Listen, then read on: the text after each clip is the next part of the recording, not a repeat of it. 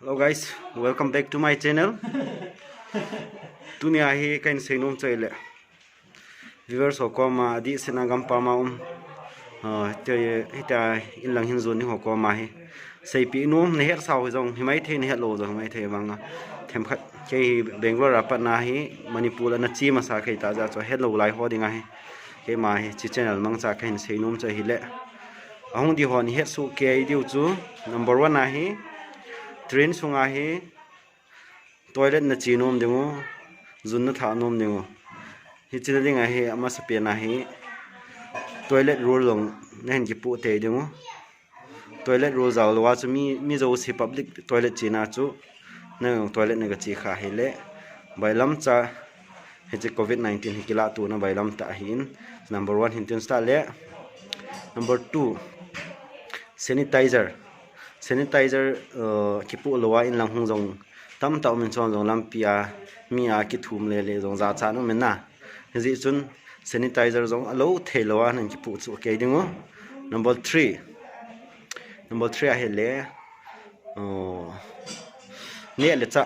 le cha lampang hin chi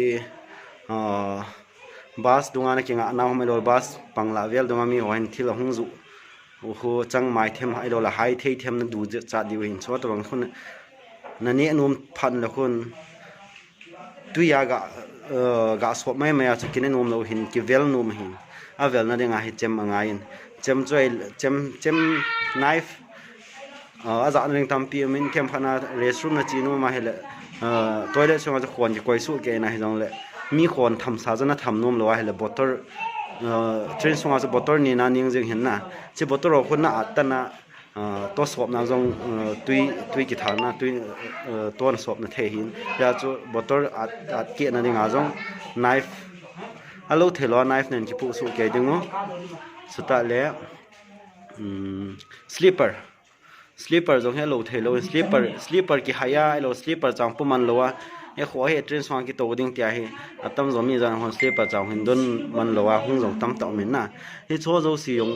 cho jong sleeper bu lowa toilet na cheman ro hala man na ga train song so toilet ki chi ring ke hin ja so sleeper bu lowa so tul ki mo chu ngam lo hi ta jen sleeper jong alo the lowa nen ki bu su ke ding a chai na langa ka senum chai le bus a ki to kin hin bus a hi lampi ka a bus to thelo tam ta mu ven na so bus to thelo ho he bus sunga alu den jong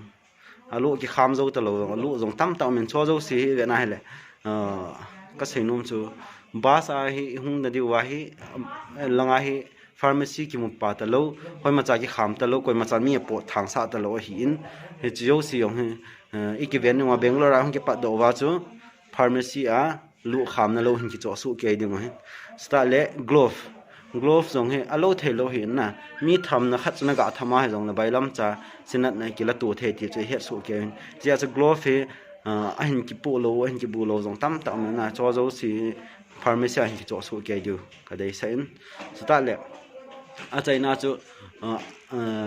district chum ma hung hi win loi la pa hin na ja chu pot ham e lo le thil ham khat ki pitu theinan te ta hi langa hi ziribam langa I thun pha le ki pitu theinan te ta na kinep mawalan kinep hil deu hin im ma cha langa hi ki pitu thei talo ki nung mu thei talo na thun phan le train sunga pa na hi min a district wise a hin na hin ko dingo a district ama sa sa chi ma sa hi ding anu kha jang anunga lu le pot le talo a hi zin koi ta bang ahung di ho zo se na pot so nang ho so nen ki pu su ke dingo mi pot na ki pu sa khom lo dingo hi ki so ga se do men lang che video content he neo cha khan hi in rong le ahung nai lo mi tam hung ding ki go he cho zo si hin amu thei su ken ne hin